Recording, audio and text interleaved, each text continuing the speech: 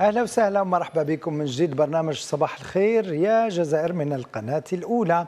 نوصل معكم إلى ضيف الصباح للحديث اليوم عن شهر التراث أولا وتنظيم نسمات الجمال والمذاق، ملتقى ثقافي الفنون بولاية شلف بمناسبة كما قلت شهر التراث. ضيف الصباح أو ضيفة الصباح بعد الفاصل.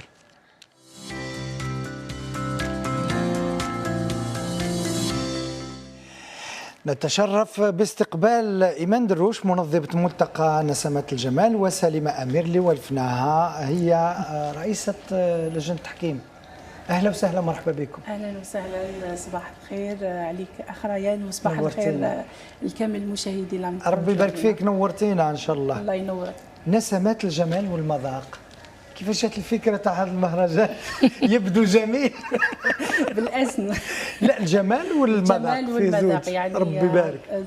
احنا على يعني رايحين على شهر التراث اللي رانا فيه. يعني التظاهرة، يعني احنا عملنا اولا الطبعة الأولى من تظاهرة نسمات الجمال والمذاق. يعني هي جاتني الفكرة لما خرجنا لدول اخرى، يعني باش نوروا نعزوا الثقافه الجزائريه، لتمثيل الثقافه الجزائريه، تمثيل الثقافه الجزائريه. يعني جاتني الفكره ما بين يعني الجمال والمذاق، يعني ما بين الطبخ والجمال.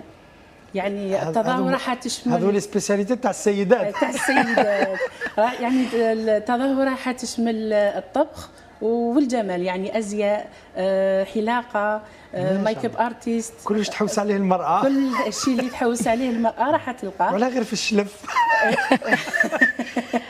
يعني باش نعرفوا بالولايات الجزائر، يعني ما نبقاوش دائما محتصرين في العاصمه. حبينا باش نعطوا كل الولايات، نعطوا لهم فرصه. وانا حبيت في الولايات كل لو كان تدوروا كل عام في ولايه ان شاء الله. في ولايه ان شاء الله يا ربي، على هلاله ان شاء الله. يعني باش نعزوا التراث تاعنا، باش نوروا التقاليد تاعنا. تقاليد الجزائريه غنيه، الجزائر ربي يبارك، بلاد كبيره الله يبارك. غنيه باش فاني ثقافه ما بين دول، يعني كل دوله تجي كل تشوف الثقافه الجزائريه، تتعرف. وين تروحوا راكم ينبهروا بكم. الحمد لله. مذاقكم شفتوا غير الحلويات واش راهم دايرين. الله يبارك. الحمد لله والله الحمد لله. يعني كي نخرجوا لدول اخرى ديما نتوجوا بالمراتب الاولى. ربي يبارك. الحمد لله يا رب. هذا خدمتكم، يعني واش خلاو الجداد والامهات. الحمد لله. واش قالت من الجماليات هذه كل كاينه لجنه التحكيم تسمى كاين مارطو قال نجح. لا، هي مارطو تاع العدل، هي مسابقه صغيره، يعني مش حاجه كبيره. صح. اولا صباح الخير سيد ريان، وجدت سعيده بلقائك. وانا اسعد دائما نولفناك. ما شاء الله، ربي يبارك فيك ان شاء الله يسلمك اخي ريان.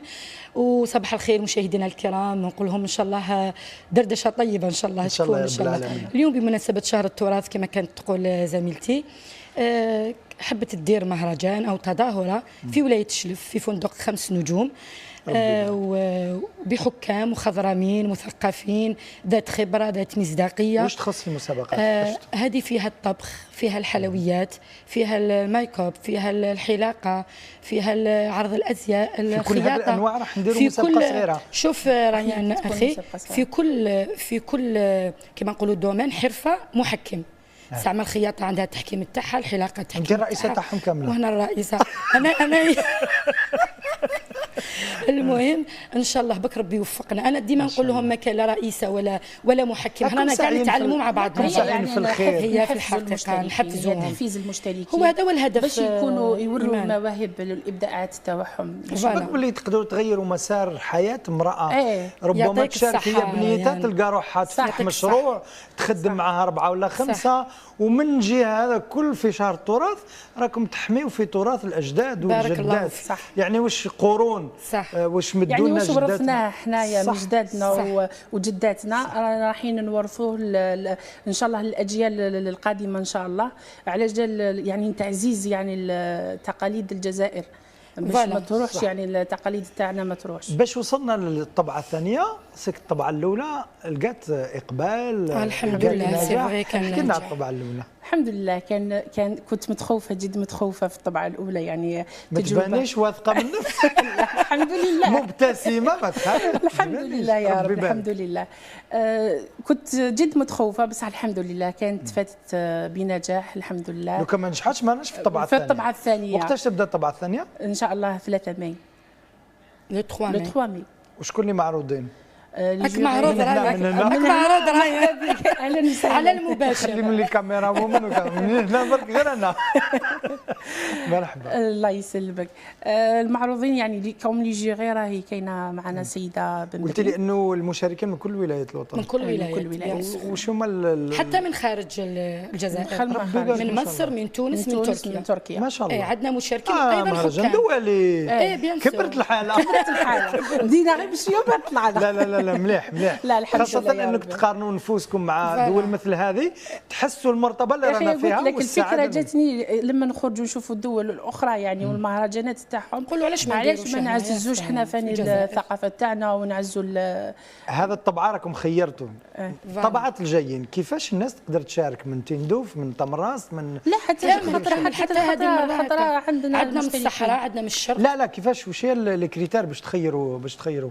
هوات كاين محترفين، كاين ناس دي شيف. درتوا اعلان وسنيتوا اعلان وكاين لجنه تخير الاعمال. وكاين لجنه هي اللي تقدر هذاك الاعمال هذوك. انا رئيسه اللجنه نكون معهم عضوه، تكون معنا في كل الحرفه قلنا ولا انا ساعه في الطبخ والحلويات بصح، لكن الحلاقه او الخياطه اللجنه تاعهم وحدهم. هنا ما الا كما نقولوا ندخلوا على المصداقيه، نخافوا واحد ينحقر ولا وحده. لازم لا اهل الاختصاص خير. فوالا تقدرش تجيب وحده مختصه في الحلويات صح. ما كاينش كيفاش باش تكون مصداقيه. واش راني نقول لك؟ صح. واش كنت تقول على الطبعه الاولى؟ هنا دائما انا نقول لهم الطبعه الاولى ميم كي تخطا فيها نتعلموا منها، نتعلموا من كل طبعة فيها اخطاء وكل طبعة نتعلموا منها. يسمى انا قلت هذيك المره للشيف ايمان، قلت لها شوفي شيف ايمان، ان شاء الله من الحسن الى الاحسن ومن الاحسن الى الجيد. هي ايضا شيف. هي لي هذه ندخل معاها في الذوق. ان شاء الله يا رب. شيف ما شاء الله متمكنه في الطبخ ما شاء الله عليها، ربي يبارك فيك. وهذه الاطباق اللي جابتها ناكلوا منها هي ان شاء الله باذن الرحمن. باذن الله. الله يسلمك ان شاء الله. ان شاء الله. احكي له على انطباع السيدات المشاركات من الوطن لما يلقاو روحهم في، راح نقول مهرجان ثقافي بمناسبه شهر التراث، ثم يلقاو روحهم في رحاب دول مثل تركيا، مثل تونس، مثل. يفرحوا بزاف ريان. والحاجه اللي قلتها قبل ما نهضروها، كاين ناس يكونوا في الظلمه كما هنا نقولوا، يكونوا خدمتهم ما تبانش، ومن بعد هنا يخرجوا للضوء. باسكو علاش للضوء؟ باسكو يسيبوا زعما سيده بن بريم تحكم عليها، تعطيها بعض النصائح. خاطر يكونوا هوات، ما تكونش يعني هوات ما تجيش كاع في بالها باللي تتلاقى مع فلانه وفلانه ويزيدوا يقيموا لها اعمالها وتدي شهاده ومن ناس محترفين ودات حتى انه قاعده في الدار وحدها ما تعرفش المستوى نتاعها وين راه يدور. يعني كي تخرج المسابقه راح يعني احنا قلت لك يعني نحفزوا المشتركين، نشجعوهم يعني تشجيع ليهم. احنا على واش التظاهره يعني ناسسوا هذو التظاهرات ولا نديروهم عشان تحفيز يعني المشتركين، نحفزوهم باش تبين المهارات تاعها، باش توري الابداع تاعها. الله يبارك راهي عندنا الجزائر. لحد الان المهرجان تاع تونس اللي دار تاع الحلويات والطبخ تقريبا الجزائر مسيطره عليه، هي المطابه الاولى هي الثانيه الثالثه. يعني دائما يكونوا دائما احنا المراتب. وعلاش المسابقه تاعكم هذه تكون بما انها دوليه وتكون حتى هي محطه فارقه في كل شهر التراث كل سنه؟ ان شاء الله ان شاء الله ان شاء الله ان شاء الله. فكره جيده. علاش؟ ان شاء الله ننجحوا فيها ان شاء الله. مديت لنا فكره. لا راكم فيها مخرج تاعنا. راكم فيها. انا معاكم. انا الاطباق هذه قالت لي المخرجه ورا من الاطباق، قلت لها قلت كي سمعت الشاف الاطباق الجزائريه. وكاين واحد السيت واسمه تاست اطلس، بدا تقريبا عنده 3-4 سنوات يصنف في الاكل العالمي. هو ما ينتمي حتى مش لدوله ولا هكذا افتراضيا يصنف. لقينا رواحنا مقرود الرلوز، هالشخشوخه، الاكلات نتاعنا ماشيه وتتصدر افريقيا وعربيا، ثم مراتب اولى ثانيه ثالثه رابعه عالميا. صح. تسمى احنا ما كناش على بالنا واش عندنا ولا لا. حتى جاونا هذه التصنيفات باش خلعنا بالتراث واش خلاونا جدودنا. والله عندنا تراث عريق الله يبارك في الجزائر. والأكلات الجزائرية راهي غنية، عندنا كل ولاية راهي عندها تقاليدها وعندها أطباقها، وكل يعني كل ولاية عندها يعني الخصوصيات تاعها. الله يبارك، الجزائر راهي كبيرة. ربي يبارك ان شاء الله، الدار الكبيرة كما تجي. صح أخريان ثاني نقدروا نقولوا باللي بهادو التظاهرات وهادو المهرجانات زدنا روجنا للأطباق التقليدية تاعنا، باسكو كاين بعض الأطباق واش قلت صح كانوا ما يبانوش ديك المرة في العيد واش قلت درنا طاجين البريال. الله يبارك ما شاء الله، والبريولي يعرف واحد الأطباق إيمان تاع بكري وحده رايان. هي صح، هي الاطباق التقليديه تاعنا جميله. كاين بزاف عمامه عمي، كاين بزاف واحد الاطباق واسمو تانيك طاجين حجر حجر كيفاش حجر رايان حاكم حاكم يسمى. هذو الاطباق كاين ناس والله ما تعرفها رايان، لانه هو الكثره اولا، كان اطباق كثيره، ثم الناس ما تقدرش تدير هذه الاطباق كامله كما العراس درك. بكري كانوا يديروا امور اخرى، كانوا الطعام اليوم عاد المثوم طعام وشربه لكن في زمن اخر ما كانوش يديروا المثوم فقط، يديروا امور اخرى. كنا بزاف كانوا كاينين يعني انواع اخرى يديروهم. انت فاش التخصص تاعك؟ نهضروا كشاف الان. طبخ جزائري. كل الاطباق جزائري. يدك هكذا كيشوفوك يدي، لا يدك فاش معروف. كان حاجه في الحوات الانبياء، في السمك في السمك. خلاص انا معروضين، مخرجه تحب تجي معنا مخروج. ليكيب كامل مرحبا. وشاركتي في مسابقات دوليه؟ شاركت. الحمد لله. الانطباع خاطش السمك امر يعني البحر الابيض المتوسط كامل تشارك فيه، ما نقدروش نقولوا خصوصيات جزائريه، لكن اللمسه الجزائريه فاش تكون؟ اللمسه الجزائريه تكون في الاكل التقليدي تاعنا، يحبوه بزاف دول. كي نخرجوا به لدول اخرى الحمد لله نتميزوا به. صح، نتميزوا به. اخر طبق درتيه وديه فزتي به؟ طبق الرشته شو ساحر.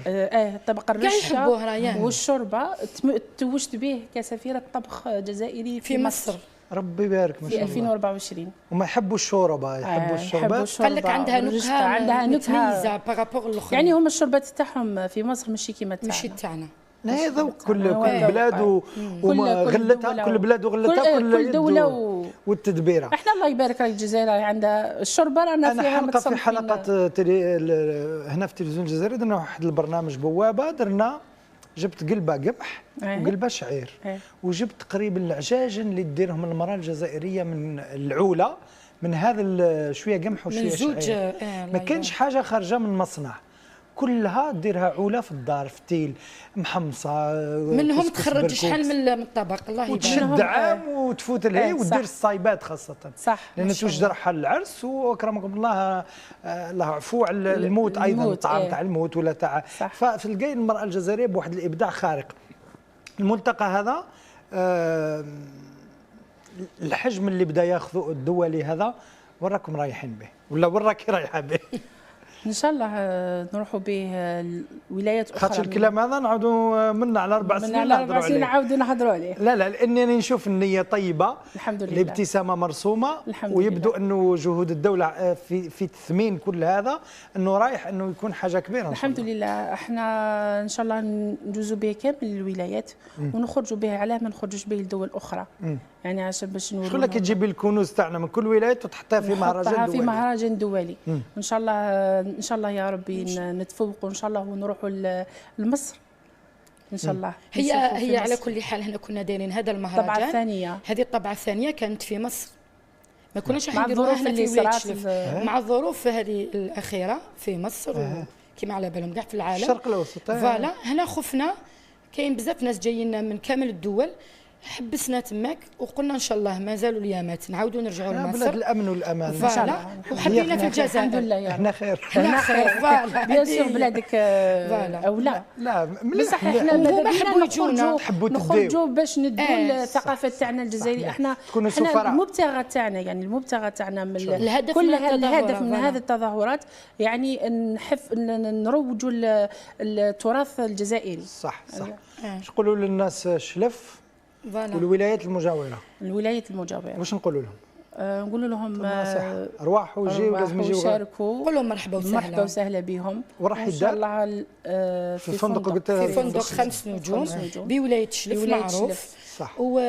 وحبيت نقول برك حاجه ثانيك باللي كاين ناس بزاف بدات تخاف، ما نكذبوش، كاين بعض الحرفيات وبعض الحرفيين من واش يخافوا، يقول لك بالك واش انا نقولوا، بالك ما نصيبوش تحكيم صادق، بالك ما على باليش، كل واحد كيفاش يقول. حنا نقولوا باللي هنا اكدنا على هذا الشيء من المحكمات والمحكمين اللي جبناهم كامل، كل واحد في الاختصاص نتاعو وكامل عنده سمعة المهرجان تدار. يعطيك الصحه. الى ولا عالمي راح يدي السمعه تاعو من الحلقات الاولين تاعو. يعطيك الصحه. بارك الله فيك. شكرا لكم. كلمه في الختام. نشكركم على احنا ما تشكريناش، احنا الدار الكبيره. نشكركم على احنا مشاركين ماشي نشكروا. والله انا جدا سعيده اني تلاقيت معاك اليوم. والله شرف لي. واهلا وسهلا بك في المهرجان. ادعينا برك، ادعينا. الكاميرا ماشي انا الا جيت الكاميرا باش تكون حاضره نصوروا. ان شاء الله ندعو التلفزه الجزائريه باش تكون معنا، لازم تكون معنا باش نروجوا يعني هي الام هنا الدار الكبيره. نقول لك اولا استاذ ريان اهلا وسهلا ومرحبا بك، وتنورنا وتشرفنا بالحضور. الله يجازيك. وثاني حاجه نقول لهم كامل اهلا وسهلا فيكم ومرحبا بولايه الشلف على العين وعلى الراس. اهلا وسهلا فيك مرحبا في المشرق. راح خلاص. واهلا وسهلا بك حتى انت في ولايه الشلف حبيبتي، ربي يكبر بك ان شاء الله. شكرا لكم، بارك الله فيكم، وربي يوفقكم لخدمه المشتركين ان شاء الله اللي رابحه، ويعطيكم الصحه لاختيار شهر التراث باش ننميو ماشي غير في العاصمه وكل ولايات الوطن. بارك الله فيكم وبالتوفيق ان شاء الله، وراح نتابعوا عن طريق كاميرات البرنامج ان شاء الله. شكرا لكم.